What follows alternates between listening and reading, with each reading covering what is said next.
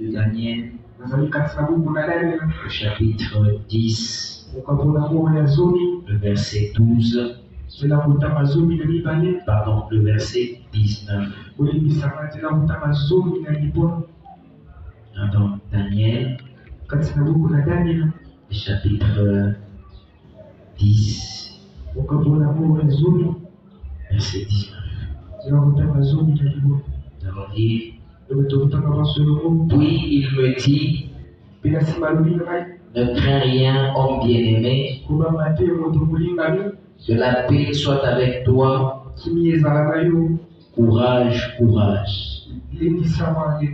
Et comme il m'est parlé, je repris tes forces. Je repris tes forces. Au pluriel. Je repris tes forces.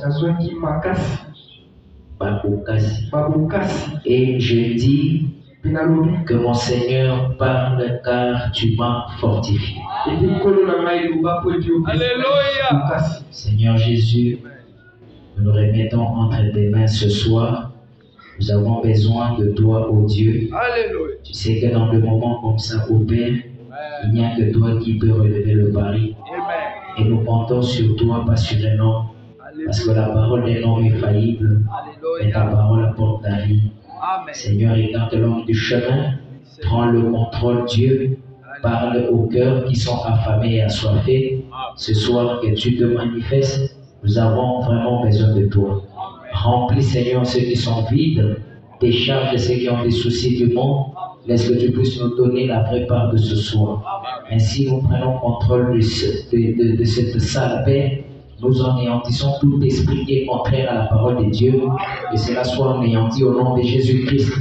Seigneur Jésus, nous ôtons l'esprit des distractions, des somnolences. Seigneur Jésus, des voyelles, des pensées, de n'importe quoi, nous les chassons au nom de Jésus. Seigneur, donne à tout un chacun des dispositions capables de suivre la parole de Dieu. Seigneur, nos frères qui sont en chemin, nous les remettons entre tes mains. Prends le contrôle, exécute, Seigneur Jésus, le programme de cette soirée pour la gloire du Père, au nom de Jésus. Amen. Amen. Alors on peut s'asseoir. Oh là là. La machine n'a pas de batterie. Je n'ai pas enregistré la prédication. Donc j'ai réallumé, tout est vraiment parti. Oh là.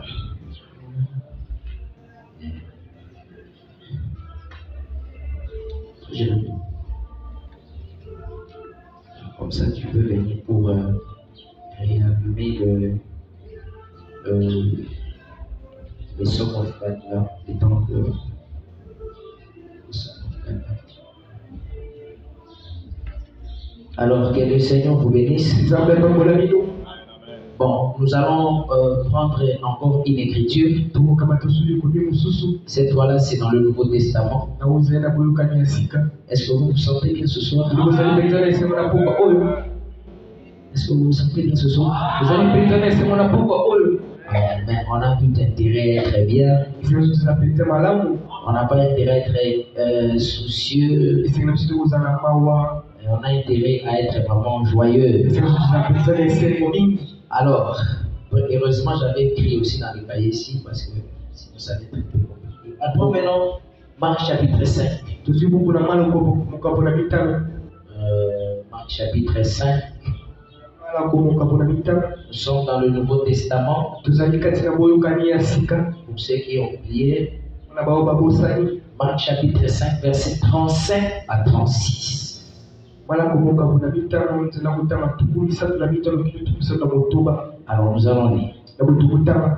Quand il parlait encore, survinrent chez les chefs de la synagogue des gens qui dirent.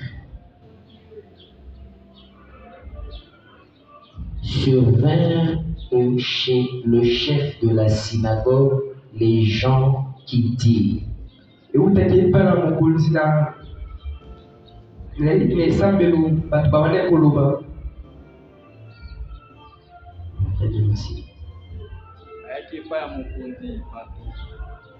verbe est survenu au passé simple.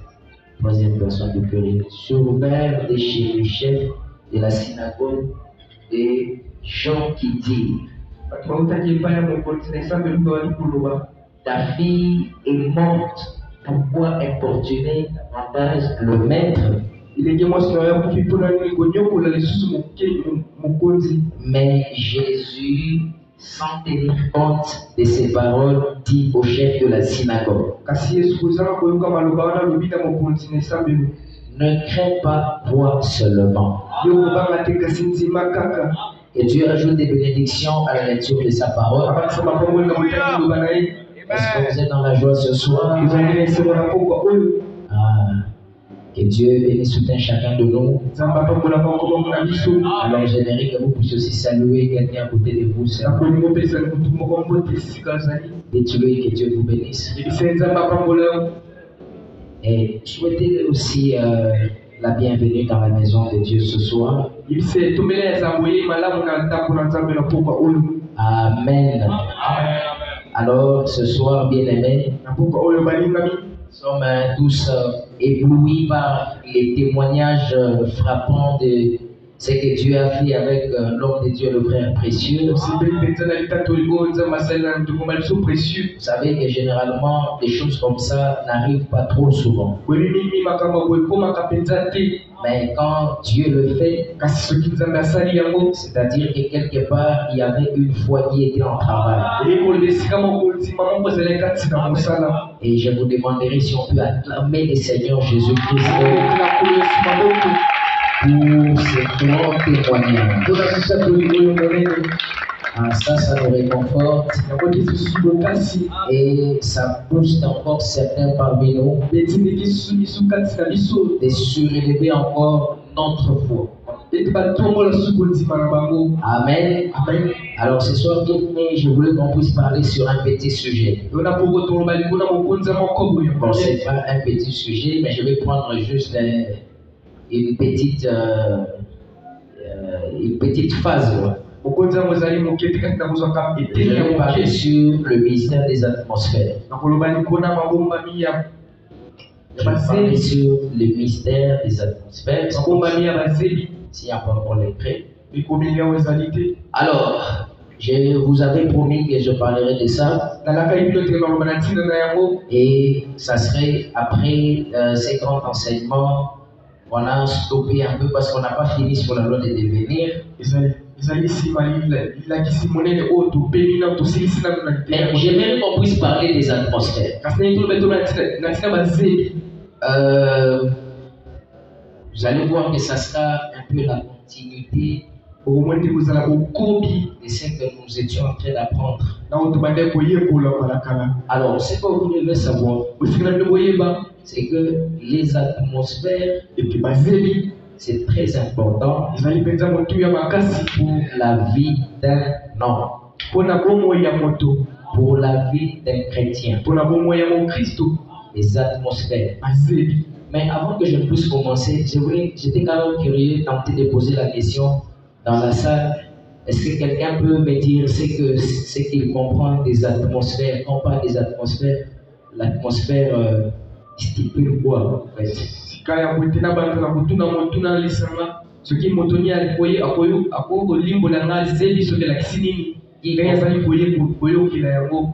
peut me dire ce qu'il comprend de l'atmosphère ou des atmosphères?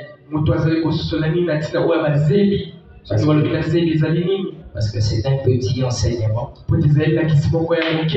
Alors, dans la salle, il y a quelqu'un qui peut me dire, est-ce que vous comprenez, en tant que chrétien, les atmosphères? C'est quoi les atmosphères? Moi, vous savez, ma méthode, elle est participative. Je n'aime pas prêcher aux gens qui dorment. Mais j'aime prêcher ensemble avec les gens qui prêchent aussi avec moi. Et là, on peut se comprendre très très bien. C'est quoi l'atmosphère? Il peut répondre.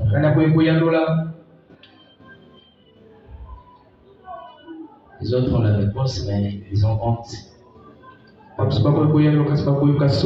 se connaît tous, pourquoi vous avez honte? Oui, bah, les pasteurs, l'atmosphère, c'est quoi? Oh, c'est vrai vraiment que vous ne pensez pas. Ou bien vous avez honte. Frère Félix, tu peux répondre? Donne le micro. Il va répondre. C'est que l'atmosphère. Et puis aussi, si on va répondre après, on va. Si je vois les sœurs, vous ne répondez pas moi-même, je choisis. Shalom. Pour ça que j'entends par l'atmosphère, je peux dire, c'est un vent. Un vent dans un milieu qui se crée. Un vent qui se crée dans un milieu où l'air qui se crée. Merci beaucoup, c'est tout. Alors quelqu'un d'autre peut aussi répondre. Je connais, il y a des femmes et des hommes dans la foi ici. Atmosphère, les animaux.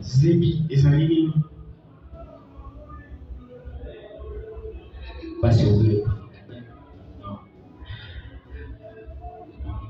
J'aimerais quand même ceux qui ne parlent aussi pas. Les atmosphères. C'est quoi l'atmosphère? Une sœur aussi. Maman Jean-Marcel Naléga. C'est quoi les atmosphères?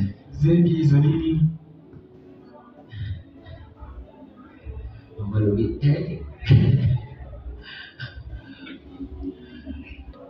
Sœur Joséphine. L'atmosphère. Donnez le micro. Après, frère Jérémie aussi, quand il va répondre. Bon, par l'atmosphère, on peut comprendre l'ambiance qui règne tout autour de nous. Si c'est une ambiance de joie, c'est ça l'atmosphère concrète tout autour de nous. C'est un peu ça. Très bien, l'ambiance. Merci beaucoup. Frère Jérémie, donnez aussi le micro. Frère Jérémie va répondre.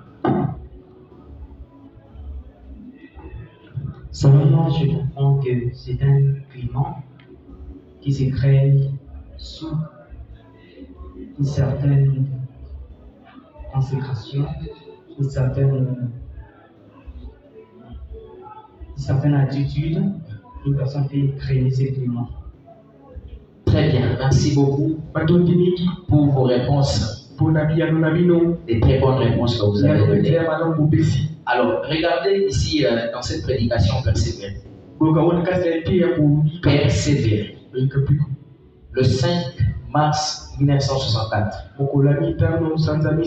Je suis au paragraphe 271. Je paragraphe 271. Frère Branham dans la ligne des prières. Il est en train d'appeler les gens, il est en train de faire le discernement. Chacun avait la carte de prière. Il pose la question au frère qui était juste devant lui. Il dit, croyez-vous cela?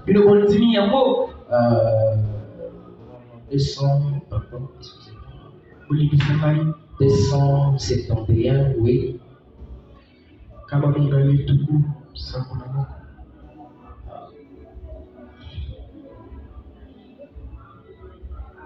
Voilà. Il lui pose la question, croyez-vous cela? La parole et la pierre, c'est lui qui vient. Alors les frères disent, oui, je le crois. Ça, c'est le nom de l'éditeur. Maintenant, frère Branham dit à cette personne-là qui était devant lui, il lui dit, messieurs, vous dégagez une très bonne atmosphère. Est-ce que vous êtes là? Il a continué le discernement juste après. Il a dit à la personne, messieurs, vous dégagez une très bonne atmosphère. C'est-à-dire que l'atmosphère peut se sentir. C'est-à-dire que quand une personne a une bonne atmosphère, vous Vous pouvez sentir cela. Quand une personne a une mauvaise atmosphère, vous pouvez aussi le sentir. Est-ce que vous dites Amen? Voilà pourquoi, étant un chrétien, vous devez avoir toujours des très bonnes atmosphères à côté de vous. C'est très important. Parce que si vous n'avez pas une bonne atmosphère, vous n'allez pas avoir des belles expériences.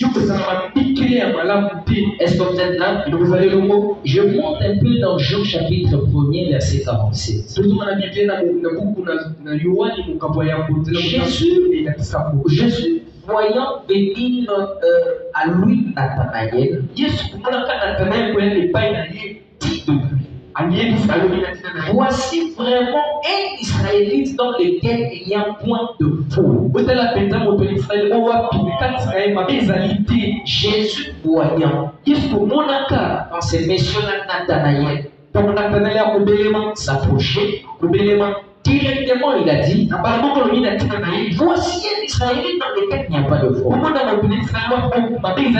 Nathanaël s'interroge, il pose la question, d'où me connais-tu? Jésus lui répondit, avant que Philippe ne t'appela, quand tu étais sous les figuiers, je t'ai vu. Est-ce que vous comprenez bien, aimé, que l'atmosphère, dès que vous vous approchez de là où vous êtes, autour de vous, il y a un certain climat. Et ce climat-là, justement, influence votre esprit. Est-ce que vous êtes là? C'est-à-dire que votre esprit est influencé par ce climat-là, mais ce climat-là qui est dégagé par vous-même. Alors, dois-je vous rappeler, l'Écriture dit que vous êtes des créateurs en miniature. Donc, quand nous étions en train de parler sur la loi de devenir, nous avons dit que celui qui est créateur a la capacité de créer n'importe quoi. C'est-à-dire une chose qui est bonne ou une chose qui est mauvaise. Si autour de vous, si à côté de vous, si dans votre rayon, vous avez un bon climat, ce climat-là est appelé une bonne atmosphère. Et généralement, ce climat-là est influencé par votre esprit. Est-ce que vous êtes là? Et on discerne maintenant votre esprit par rapport à l'atmosphère qui est à côté de vous. Votre esprit qui est dans votre cœur, cet esprit-là reflète. Là, je vais rentrer un peu en arrière. Va vous amener dans des habitudes. Va produire des événements. Et ces événements feront partie des expériences de votre vie. Et vous allez vivre au jour le jour au rythme de ces événements. Et ce qui fera que votre vie sera caractérisée par cela. Et chaque fois que vous allez vouloir poser un acte, c'est-à-dire quand vous faites quelque chose, les gens peuvent discerner. Ah, s'il fait ça, c'est parce que tel esprit l'anime. Donc l'esprit qui est derrière vous, l'esprit qui est en vous, vous pousse à agir d'une certaine manière, et les actions que vous faites de manière continuelle va vous plonger dans une certaine atmosphère. Un exemple. Si vous allez beaucoup prier, c'est-à-dire qu'en vous, il y a un esprit qui vous pousse tellement à prier. Et vous allez toujours chaque jour. Vous ne pouvez pas vous réveiller sans prier. Vous ne pouvez pas arriver au service sans pour autant prier. Vous ne pouvez pas arriver à l'école sans prier. Vous ne pouvez pas arriver à l'université sans prier. Même pour aller tel endroit ou tel autre endroit, vous devez d'abord prier. Il y a un esprit derrière vous qui vous pousse toujours à prier. Et cet esprit-là mettra votre vie dans une certaine atmosphère. C'est-à-dire que tout celui qui n'a pas l'esprit de prière, tout celui qui n'a pas une vie de prière, ne saura pas rester avec vous. Parce que la prière va commencer à le gêner. Il se dira, lui, à tout moment, prier. Quand est-ce qu'on parlera des actualités? Quand est-ce qu'on parlera du foot? Quand est-ce qu'on parlera quand même de la vie? C'est-à-dire cette personne est influencée par un autre esprit. Et l'autre aussi est influencé par un autre esprit. Et lui ne peut que prier. Tout celui qui doit entrer dans son rayon doit être animé du même esprit que lui. C'est pourquoi ne vous étonnez pas qu'il y a une certaine étape de la vie. Il y a certaines personnes qui vous quittent tout bonnement. La raison est la suivante. Parce qu'ils n'arrivent plus à supporter l'atmosphère dans laquelle vous êtes plongé. Ce n'est pas qu'il est votre ennemi, mais seulement que vous avez pris une certaine position. Vous avez pris part pour autre chose. Et lui ne saura plus vous rejoindre. C'est l'atmosphère qui va commencer à vous accompagner.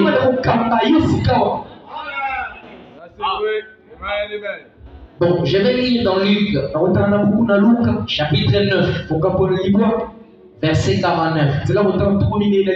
Regardez un peu les disciples ici.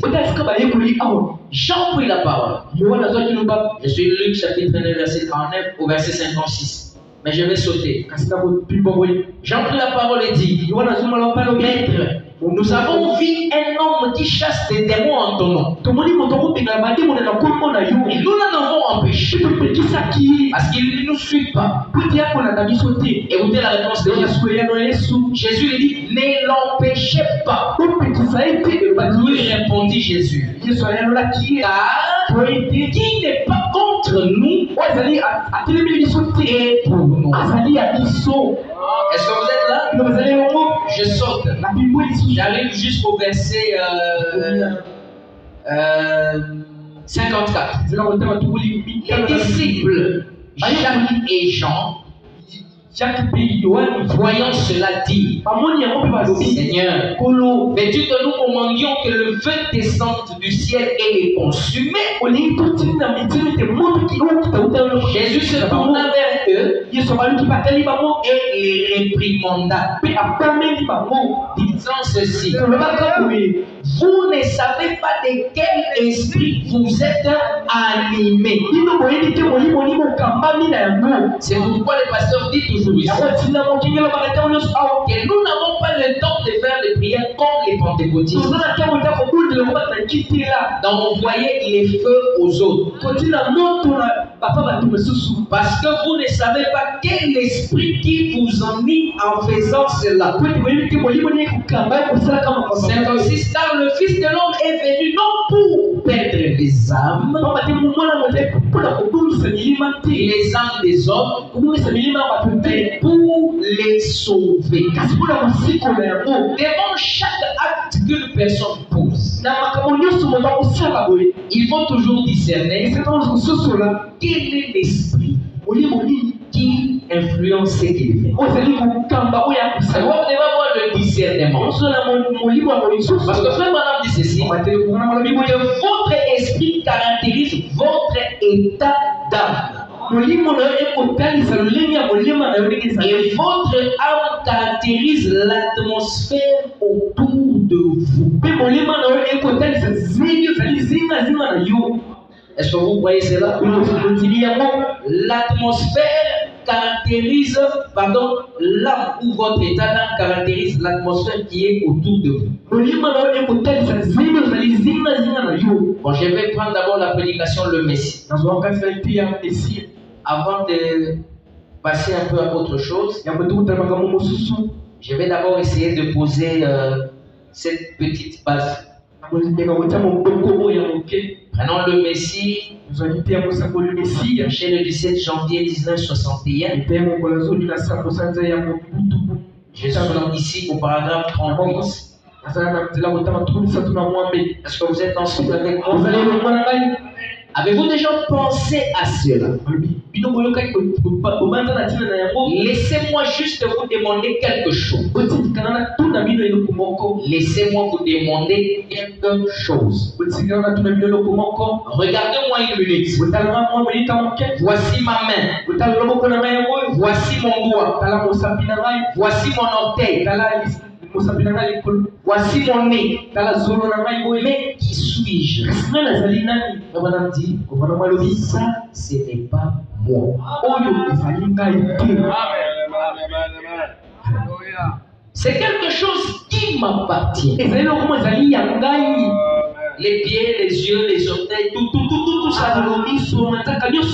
Là, ce n'est pas toi. Frère, ici, ouvrez maintenant très bien l'oreille spirituelle. Vous allez comprendre que un chrétien ne peut pas céder au caprice de la chair. C'est quelque chose qui vous appartient. Voyez, voici ma main. Mais qui suis-je? Moi qui possède cette main. Voyez ceci. Voyez, ce n'est qu'une maison dans laquelle j'habite. Le corps que vous avez, c'est une maison que vous habitez. Mais qui maintenant habite cette maison? Poursuivons. Eh bien, il doit y avoir quelque chose là-dedans appelé moi. Donc vous voyez ça? Les mains n'est pas vous. Les mains, ça vous appartient. Tout ce qui est dehors ici, c'est une maison dans laquelle nous habitons. Maintenant, nous, qui sommes-nous? Pose-toi d'abord la question, qui suis-je? Pose-toi toi-même la question, qui suis-je? Eh bien, il doit y avoir quelque chose là-dedans appelé moi. Le moi doit être quelque part. Car ceci est à moi. Vous voyez cela? Le moi, c'est quelqu'un. Car je possède quelque chose. J'ai une main. Elle est à moi. Bien. Qui est-ce moi? À qui cela appartient? Ça appartient à votre esprit. C'est-à-dire tel que vous êtes là, vous n'êtes pas un homme ordinaire. Vous êtes un esprit. Et votre esprit, c'est ce qui vient de l'intérieur. C'est-à-dire, si vous voulez connaître la personne, regardez tout ce qui émane de son esprit. Bien, ça dépend de quel genre d'esprit il s'agit. Écoutez maintenant, vous êtes l'esclave de celui à qui vous livrez vos membres. C'est-à-dire l'esprit, c'est le moteur. Est-ce que vous comprenez ça?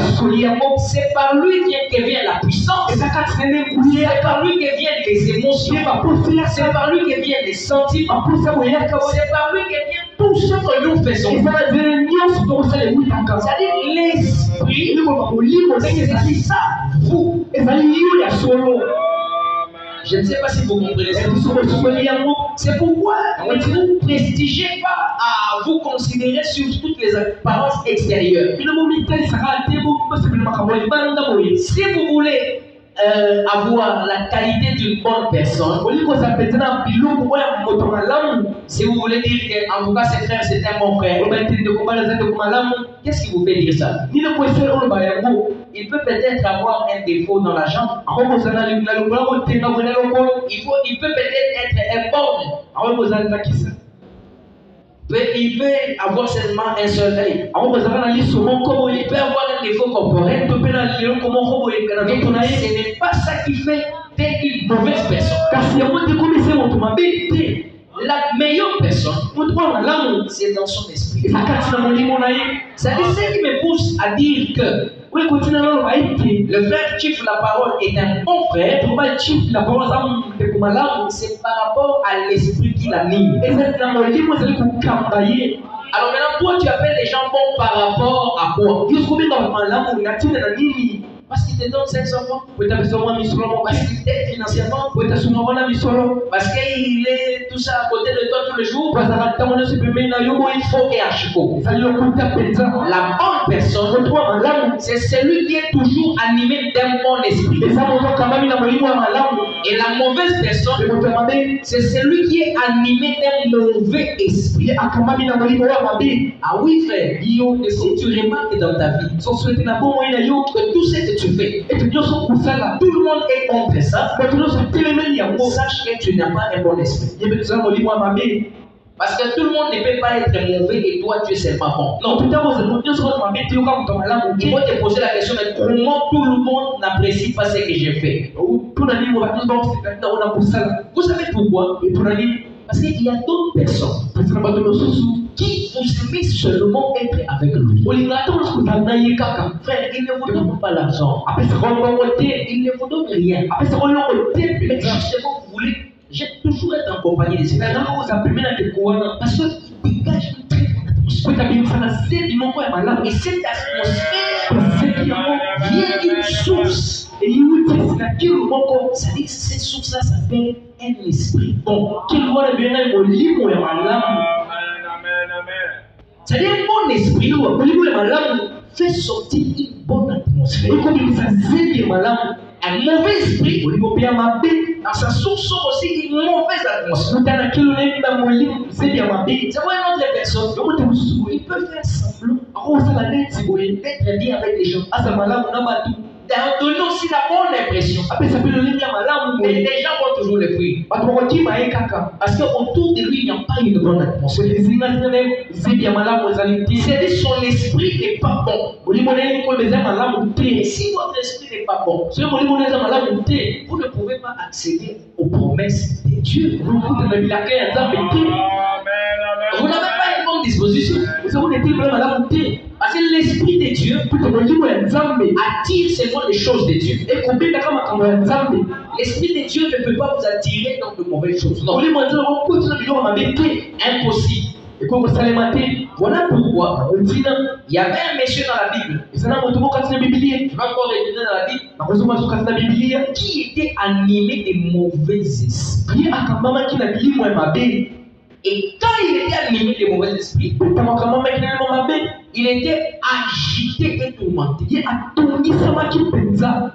quand vous n'avez pas un bon esprit, c'est-à-dire même vos causeries ne seront pas des bonnes causeries. Même vos pensées ne seront pas des bonnes pensées. Tout ce que vous faites, que Dieu bénisse le frère qui a vraiment fait ça. C'est une soeur ou c'est un frère, que Dieu le bénisse richement. Et que Dieu vraiment se souvienne de vous. Oui, quand vous n'avez pas un bon esprit, c'est-à-dire vous avez un esprit, je pas un esprit d'abord négatif. Cet esprit-là va vous conduire, vous aurez des mauvaises pensées. Vous aurez des mauvaises pensées. Vous aurez des mauvais sentiments.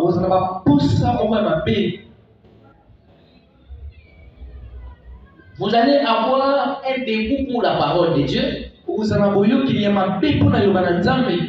Et vous allez être dans tout ce qu'on appelle les œuvres de la chair, c'est-à-dire les disputes, les querelles, les ceci, les cela, tout vous en vous avez un esprit négatif. Et avec un esprit comme ça, la parole de Dieu n'a pas la place ici. Ici, c'est là où il y a ce qu'on appelle les... C'est là où la personne dégage l'énergie. L'énergie est régie dans cet esprit. Alors vous allez voir que quand vous avez un esprit qui est négatif, mauvais, vous serez tellement agité à poser des actes aussi négatifs. Nous allons voir la différence avec un bon esprit après. Mais j'aimerais qu'on puisse lire d'abord dans la Bible. 1 Samuel, s'il vous plaît. C'est 1 Samuel chapitre 16. Suivez-moi vraiment très minutieusement par contre. Je suis dans 1 Samuel chapitre 16, verset 14 jusqu'au verset 23. L'esprit de l'Éternel se retira de Saül, qui fut agité par un mauvais esprit venant de l'Éternel. Alors, les serviteurs de Saül lui disent: voici un mauvais esprit t'agite. Que notre Seigneur parle. Bon, je descends directement, j'arrive jusqu'au verset 21. Quand David est dans cet état, il est troublé. Donc, les gens voient quelqu'un poser des actes. Il a agité, il fait ceci,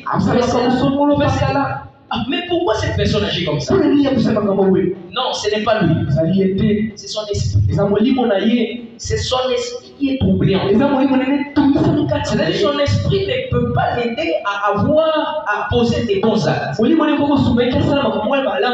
au verset 21, on appelle David.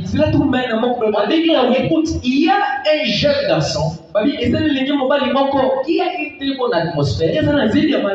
Lui, s'il vient, il va t'apporter cette atmosphère. Tu verras que tu seras soulagé. Cette atmosphère, c'était la harpe. La harpe. David arriva auprès de Saül et se présentant devant lui, il plut beaucoup à Saül. Et il fut désigné pour porter ses armes. Je suis au verset combien? 22.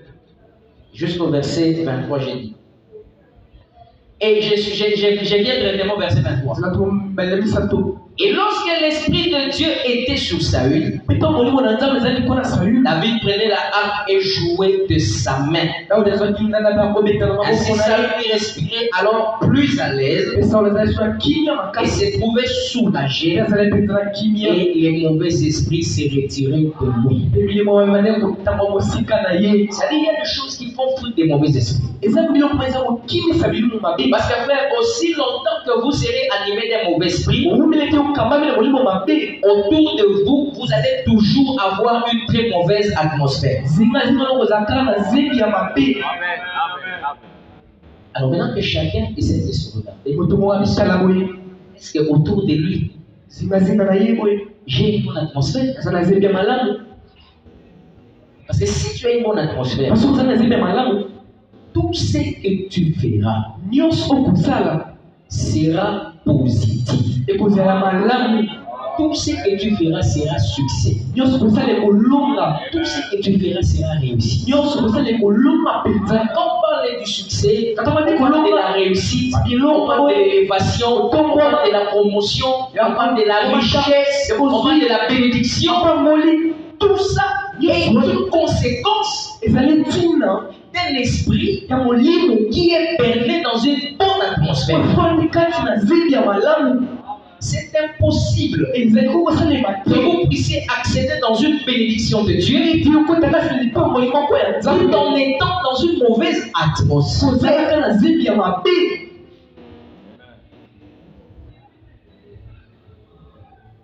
C'est pratiquement impossible. Quand vous prenez par exemple le cursus, vous prenez ce qui se passe naturellement, vous allez voir qu'il y a une personne pour qu'il puisse travailler dans une certaine entreprise. On va le préparer. D'abord, il va étudier, il fait pratiquement 5 ans à l'université. Il fait l'école primaire, il fait l'école secondaire, il fait l'université, et il fait tout ce que vous connaissez. Ça, c'est une préparation. Secondaire, humanité. Et puis vous avez l'université. Quand il finit l'université, ce n'est pas fini. Il vient maintenant, il va commencer à faire soit des stages. Tout ce que la personne fait ici. C'est pour que ça puisse le conduire dans quel résultat? C'est pour qu'il entre dans une vie professionnelle. C'est pourquoi on demande des expériences. Cette vie professionnelle vient d'un parcours très long. Et vous ne pouvez pas confier une personne un certain poste ou une certaine responsabilité sans qu'il ait des notions de tout ça. Et vous ne pouvez pas amener une personne à prononcer la parole et que la parole vienne à l'existence s'il n'a jamais eu une préparation quelque part. Parce que ça c'est le sommet, c'est ce que nous sommes en train de voir. C'est d'ici l'ouverture de la parole. C'est-à-dire pour arriver au sommet du message, il faut passer par primaire, secondaire, humanité, université. Vous faites des stages académiques et professionnels. On estime que maintenant vous êtes capable et puis vous pouvez prononcer la parole. Parce que tout le monde ne peut pas prononcer la parole et la chose arrive. L'autre ne peut prononcer la parole, la chose arrive. L'autre prononce la parole, la chose n'arrive pas. C'est parce que l'autre n'a jamais été dans cette atmosphère ici. Pour arriver au sommet, il faut prendre le temps de se préparer. C'est pourquoi le prophète nous a donné des matériaux. Vous savez, il y a un moment où on ne peut plus prier. Vous commencez seulement à exercer votre foi. Parce que vous êtes constamment dans une atmosphère de prière.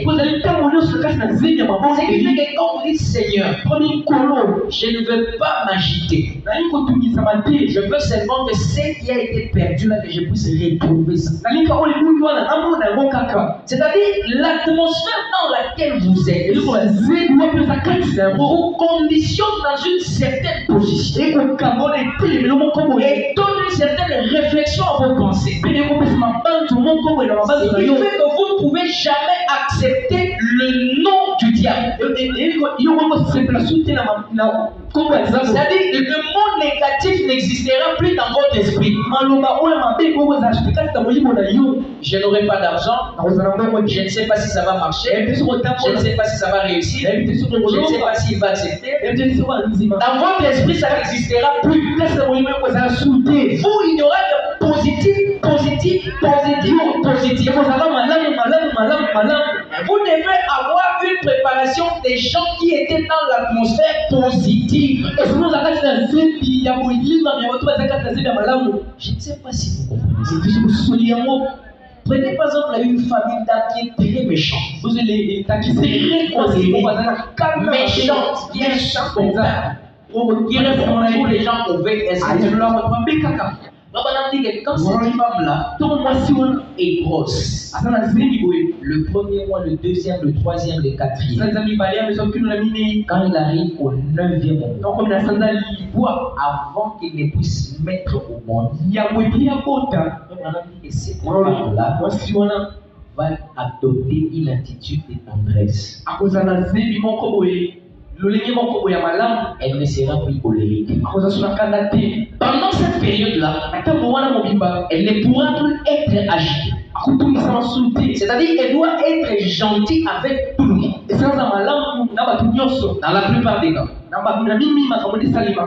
Est-ce que je dis la vérité pour les mamans? Pendant ce moment-là, vous serez dans un état de joie. Vous serez dans un état de tranquillité.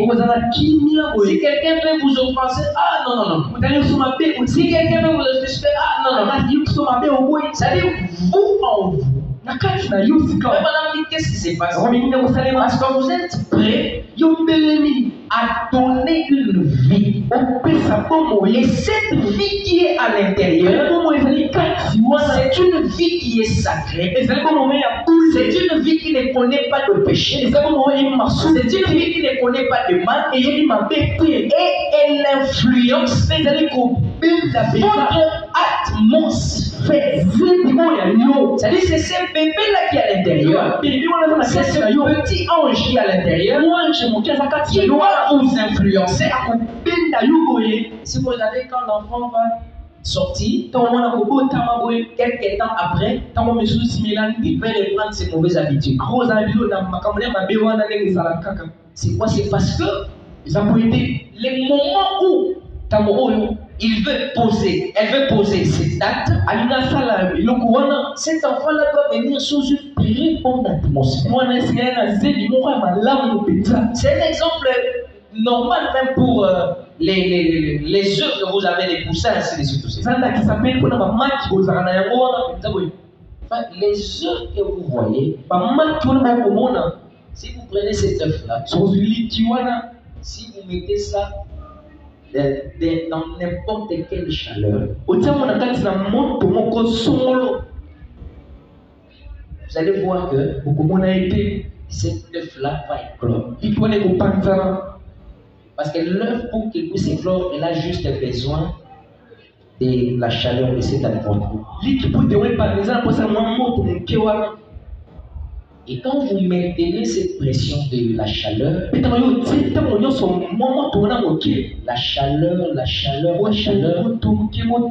vous allez voir qu'un résultat va se produire. Est-ce que vous êtes là? Amen.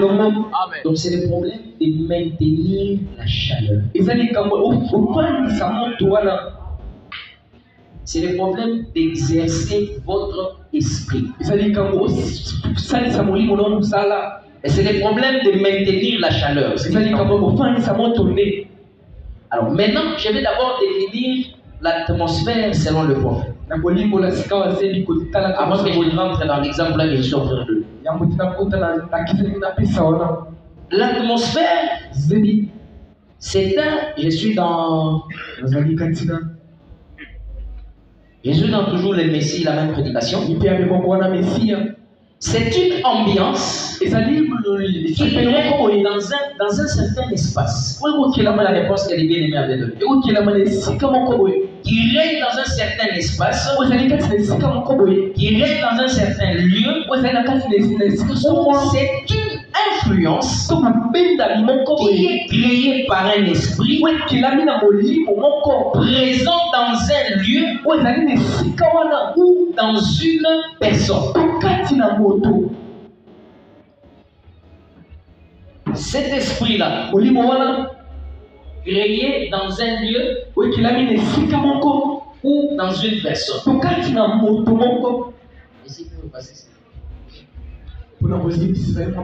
Alors, je vais expliquer ça comme ça. Vous allez comprendre. Vous voyez l'esprit.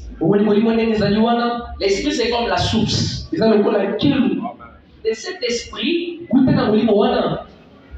revient maintenant ici. On va vous aider rapidement. C'est-à-dire que l'atmosphère, c'est un climat qui est régné dans un lieu, dans un espace donné. Et regardez ici. Nous avons ici l'esprit. Nous avons ici l'influence. Et l'influence de cet esprit produit ici ce qu'on appelle l'atmosphère. Produit ce qu'on appelle ici l'atmosphère. Est-ce que vous êtes là avec moi? Maintenant, cette atmosphère, l'atmosphère ici, vous ne pouvez pas voir ça. C'est quelque chose d'immatériel. C'est quelque chose qu'on peut seulement sentir. Maintenant, vous allez voir que cette atmosphère, comme on ne voit pas ça,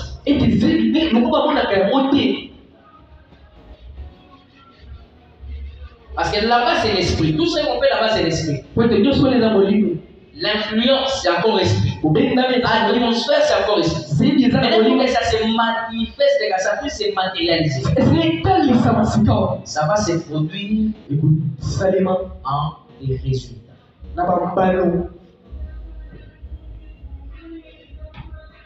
Les résultats ici, c'est ce que maintenant vous pouvez voir. C'est ce que nous pouvons voir. Donc ça veut dire que ces résultats ici proviennent d'une certaine atmosphère. Et cette atmosphère a été influencée par un certain esprit. Et cet esprit-là, c'est là où il y a la source. Oui, c'est là où il y a la source. C'est là où il y a donc toute l'énergie, la concentration de la personne. Donc, vous, tel que vous êtes là, vous êtes dans votre esprit. Donc, votre être entier est concentré dans votre esprit. C'est ici qu'il y a votre style 600 volts. Maintenant, ça sera influencé. Cet esprit-là, quand il est influencé, il produit une certaine atmosphère. Et cette atmosphère produit maintenant ce qu'on appelle les résultats. Alors ces résultats-là, c'est ce qui maintenant sont maintenant visibles. C'est quoi vous allez voir pour l'œuvre? Il faut la chaleur. Une chaleur continue. Est-ce que vous êtes là? Amen. Amen. Je peux prendre un grain de maïs. Je peux prendre un grain de blé. Si je prends ces grains, il y a toute la puissance. Je le dépose sur la table. Ces grains-là peuvent faire des années et des années. Ça ne produira absolument rien. Mais c'est un grain. Mais pourquoi ça ne produit pas? Parce que ces grains-là n'ont aucune influence. Il est dans une mauvaise atmosphère et il produit un résultat de stérilité. Ce grain, est-ce que vous êtes là? C'est-à-dire, si ces grains ici, l'autre met son grain sur la table, ça restera comme ça. Ça peut même pourrir. Mais si notre personne prend ce grain, il ouvre la terre, il met ça, il enfouit ça dans la terre. Maintenant, ça commence à subir l'influence de la terre. Alors, la personne commence à créer une atmosphère. L'atmosphère, c'est quoi? On met de l'eau. On met de l'eau. Et vous laissez aussi l'espace pour que le soleil puisse frapper cette sémence-là. Au fur et à mesure que la chaleur est continue, que la pression est continue, que l'atmosphère est maintenue, alors vous aurez maintenant un arbre fruitier. Amen. Et l'arbre-là ne peut pas venir au hasard. Non. Cet arbre-là a suivi un certain schéma, un certain processus. Le grain a la puissance. puissance, de se reproduire. Et puis, le grain a la puissance produire un arbre et produire encore plusieurs fruits. Si vous ne ciblez pas les bons lieux, le bon endroit où vous pouvez le mettre, les grains restera toujours un grain. Qu'est-ce que cela veut dire? Étant un chrétien tel que vous êtes, vous avez une puissance inestimable. C'est bon, on nous a prêché, vous êtes un omnipotent.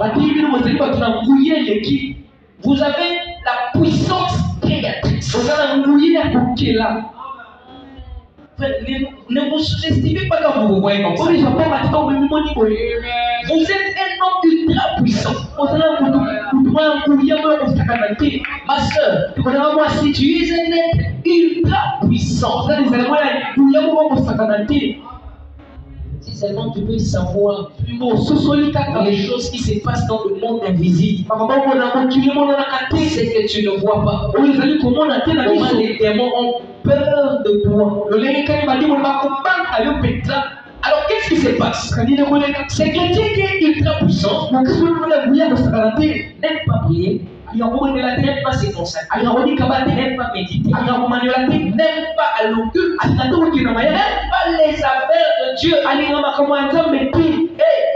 Il restera ultra puissant dans la parole, seulement dans les slogans. Il restera inerte. Aussi longtemps qu'il vivra sur la terre, quand on parlera des mystères, il dira Amen. Mais il ne veut pas entrer dans l'atmosphère de ces mystères afin que lui-même devienne aussi le mystère pour qu'il puisse produire les résultats des mystères. Parce que vous vous souviendrez avec moi que tel que nous sommes là, nous sommes mystérieux. Nous sommes un tonnerre pour le diable. Mais ce tonnerre ne se manifestera que si nous nous mettons dans une atmosphère qui peut faire que le diable ait vraiment peur de nous. Et comment nous avons chassé les démons? Ils ne nous ont pas obéi. Mais comment ils ont obéi à toi? Pourquoi la prière Dieu exauce? Mais pourquoi c'est faire lui pas toujours de la honte? C'est parce que tu ne comprends pas qu'il est dans une certaine atmosphère. Parce que quand vous prenez une personne, qui aime la prostitution, qui aime la prostitution, c'est-à-dire ça c'est la personne. Voyez, bon, je mets ici exemple. Je suis dans le résultat de Jésus. Je prends par exemple, je vais prendre quoi? Ivrognerie. Voilà. Vous voyez une personne qui est dans l'ivrognerie. Cette personne, et vous allez vous expliquer un mystère qui s'est passé.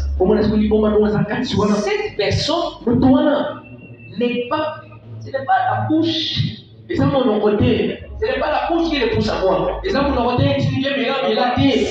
esprit qui le pousse à boire. C'est qui fait que il peut voir, il peut être avec sa pierre en train de siroter. Et jette la pierre.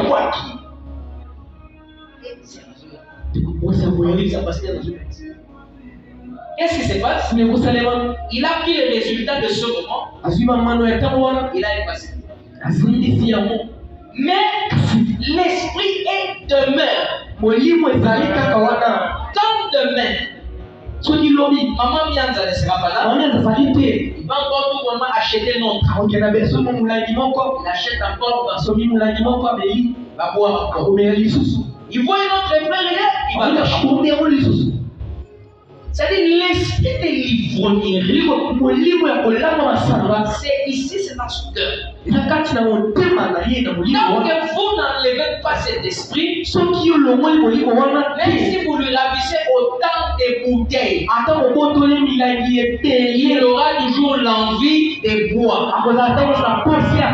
Parce que c'est déjà solidifié en lui. Vous ne pouvez rien faire. Il est dans une atmosphère d'ivronnier. C'est pourquoi vous comprenez que nous, étant des chrétiens, nous ne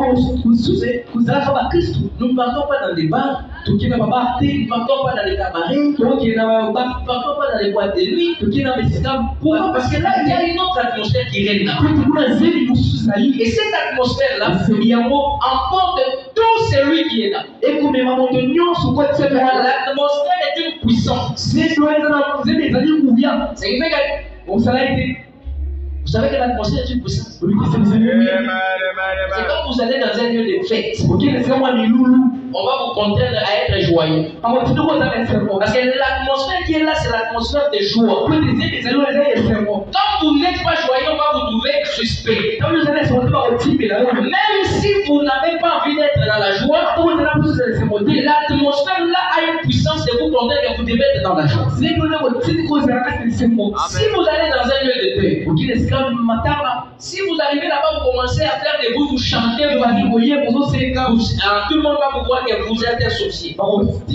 C'est-à-dire l'atmosphère a la puissance de vous contraindre d'être calme, d'être silencieux. C'est pourquoi les atmosphères que vous créez influencent votre vie soit positivement, soit négativement. C'est-à-dire une personne qui aime la prostitution, même si aujourd'hui il ne le fait pas, aussi longtemps que cette profondeur est dans son cœur, la profondeur de quoi? De la prostitution. C'est l'esprit. On n'a pas chassé, il continuera toujours à faire la prostitution.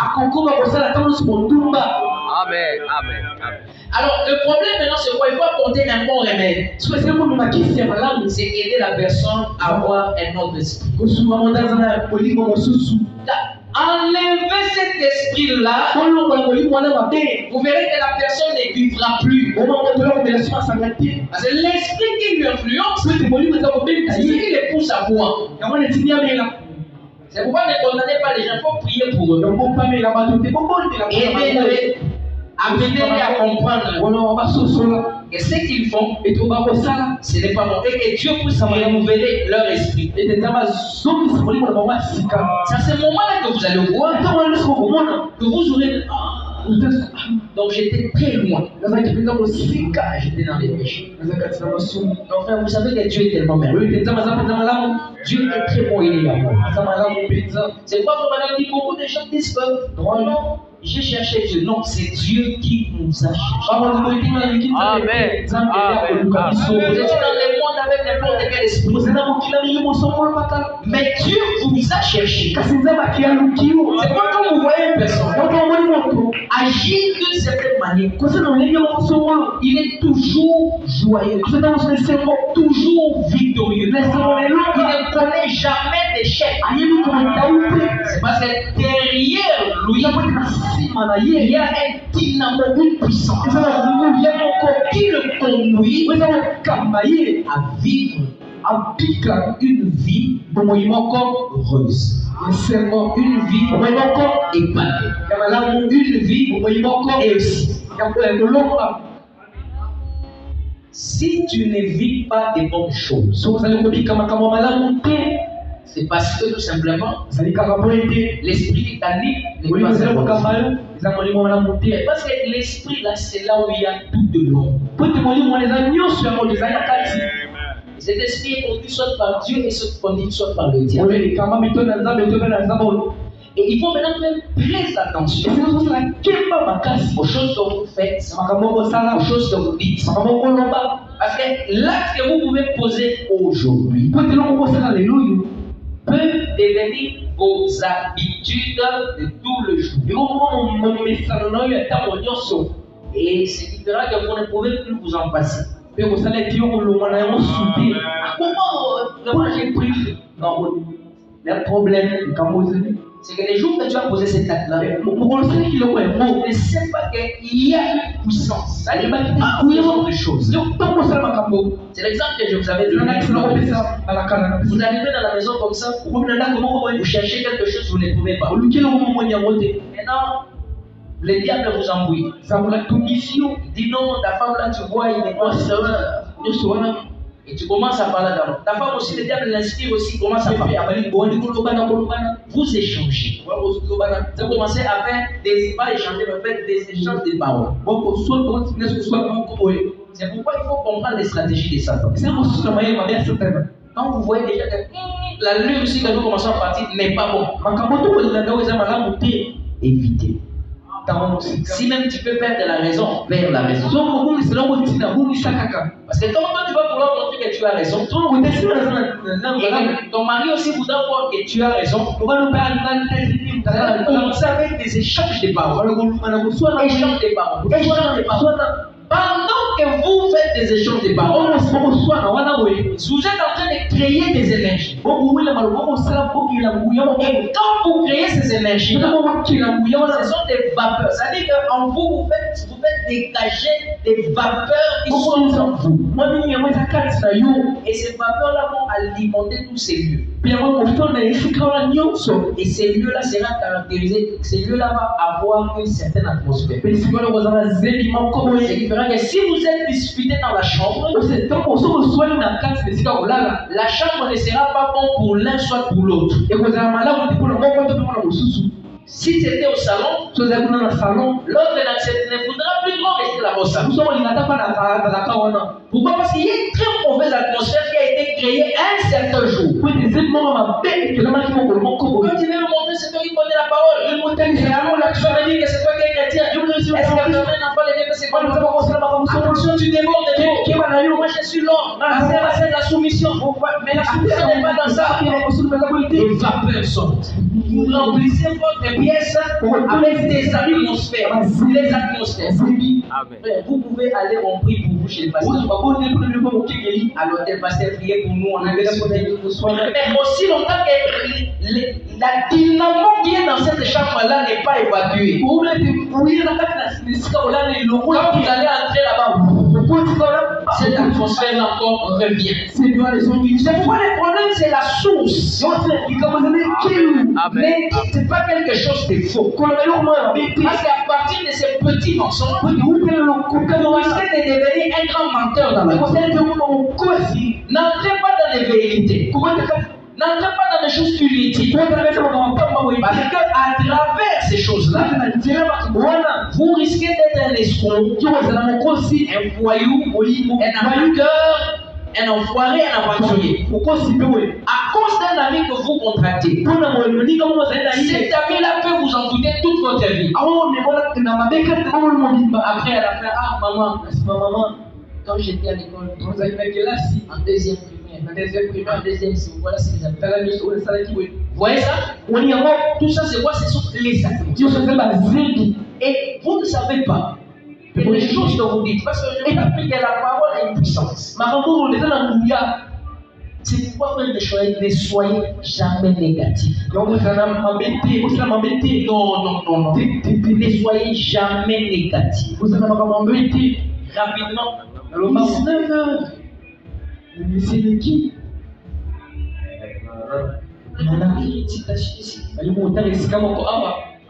Bon, je vais d'abord lire une petite citation. Donnez-moi 10 ou 15 minutes. Je ne vais pas tout finir, mais je donne un élément qui vraiment. Je donne une histoire clé vraiment ici. L'amour divin. Rapidement maintenant. Un chrétien ne peut pas être un négativiste. Un chrétien ne peut pas être un pessimiste.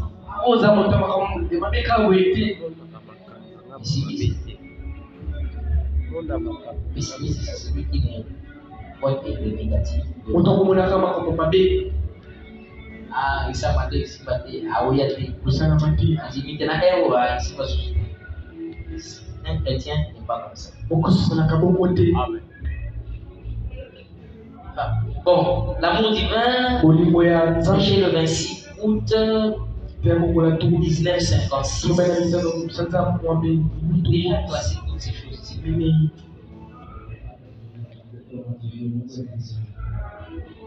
Alors, je suis par exemple par comparer 17. Maintenant, est-ce que je suis vraiment là? Bon, maintenant, nous voulons parler des réalités. La raison en est que c'est à cause de l'atmosphère que l'individu lui-même ou elle-même crée. En effet, vous êtes des créateurs en miniature. Parce que vous êtes des fils et des filles de Dieu. Peu importe combien vous êtes plongés dans le péché, vous êtes toujours des fils et des filles de Dieu. Parce que vous êtes déchus, dégénérés dans votre âme et dans votre pensée. Mais Dieu est votre créateur, et dans votre état de déchéance, vous êtes une création de Dieu perdue, ruinée et dominée par le diable. C'est juste. Mais toujours est-il que vous êtes des fils et des filles de Dieu. Il ne veut pas qu'aucun de vous périsse. Voyez-vous, il a fait tout ce qui est possible. Car Dieu lui-même et lui seul pouvait faire ceci. Donner à ces créatures à l'occasion d'accepter et d'être qu'il veut que vous soyez ramenés dans votre véritable condition. Mais personne n'est dans son bon état mental avant d'avoir accepté le Seigneur Jésus-Christ.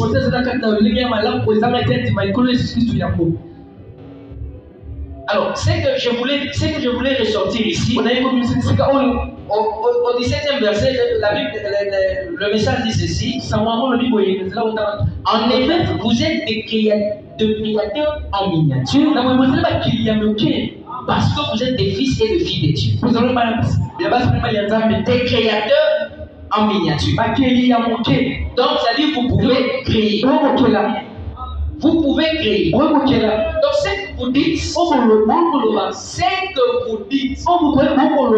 directement, même la nature reçoit cela.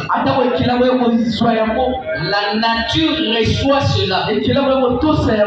C'est pourquoi l'enfant de Dieu ne peut pas être plaintif. Non.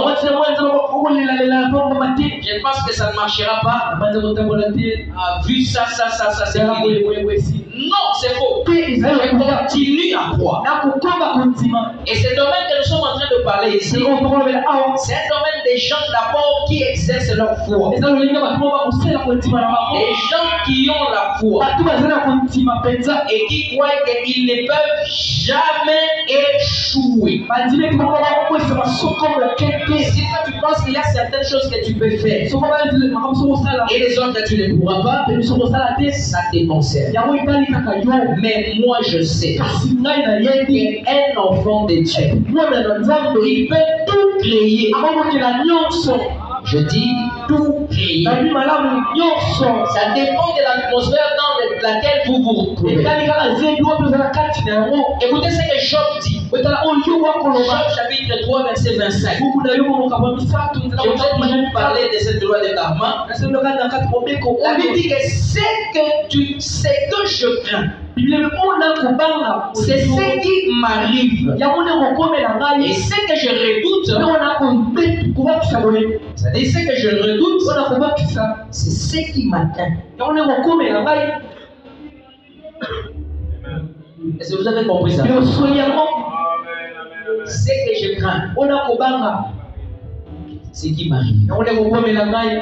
Ce que je redoute, c'est ce qui m'atteint. Ce que j'affirme, c'est que je dis oui, c'est ce qui m'atteint. Et ce que je dis non, c'est ce qui m'arrive. Frère, il n'y a pas de vertu dans les doutes. Dans les doutes, il n'y a pas de vertu.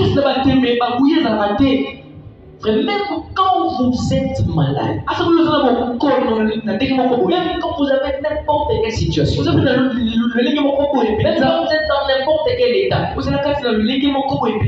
physiquement ou visiblement, c'est-à-dire les gens peuvent voir que vous manquez, mais dans votre esprit, vous êtes tellement positif. Vous êtes maintenant que je crois que ça va arriver. Donc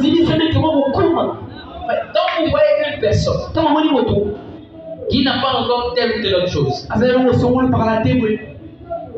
mais il veut la voir, c'est parce que cette chose-là n'est pas encore descendue dans son cœur. Si la chose ne descend pas encore dans votre cœur, même si vous dites ça combien de fois, cela ne va pas s'exécuter. Les choses qui se réaliseront, ce sont les choses qui sont dans votre cœur. Ouais, les gens du monde ont dit quoi? Que l'homme se découvre dans les moments difficiles. Faux et archi-faux. La seule chose qui est vraie, c'est que l'homme réalise les choses vraies. L'homme arrive à obtenir ce qu'il veut. Quand il prend cette chose-là, il est fait descendre dans son cœur. Si ce qui pour toi, je donne un exemple. Je sais qu'un jour Dieu me bénira, je vais acheter. J'achèterai toujours, je vais payer. Si tu arrives dans un état crucial, dans ta vie, il te faut ça. Mais à partir du moment que ça descend dans la pensée du cœur, tu vas créer pour cela une atmosphère. La condition dans laquelle tu te retrouves, jusqu'à présent, tu y restes encore parce que tu n'as pas encore pris une décision tranchante.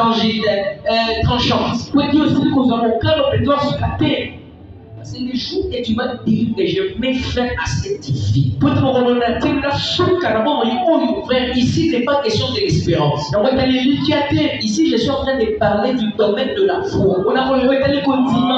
C'est l'espérance se renvoie au futur, ça viendra. Comme les hommes disent, l'espoir fait vivre, ça viendra. Mais la foi déclare des choses qu'elle sait. Pas des choses qui arriveront. Non, mais des choses qu'elle sait. Je le dis parce que je le crois. Je veux que je puisse arriver à tel niveau dans la foi. J'arrive. Tu vas créer une atmosphère pour cela. Mais pourquoi c'est tellement cette vrai? Pourquoi c'est tellement telle sœur? Moi aussi. Je vais être parmi ces gens. Je vais être ces chrétiens qui se démarquent. Je vais être ces chrétiens qui exercent sa foi.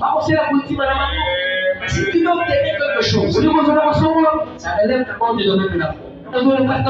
Parce que la foi vient de ce qu'on entend. Quand ce qu'on entend n'est pas des discours humains. Non. C'est de Dieu que vous écoutez. C'est quand vous écoutez cette parole. C'est à cette parole que votre foi maintenant peut commencer à agir. Si juste là, tu es encore dans l'état où tu es, c'est parce qu'il n'y a pas encore une foi qui est dégagée pour te faire sortir dans ça. Parce que jusque-là, il n'y a pas encore de foi, suffisamment de foi. Les jours que la foi se mettra à l'œuvre, on ne dit pas que ça sera par un claquement de doigts. Non, ça ne sera pas du tic au tac. Non, c'est cette atmosphère maintenue qui va produire un résultat.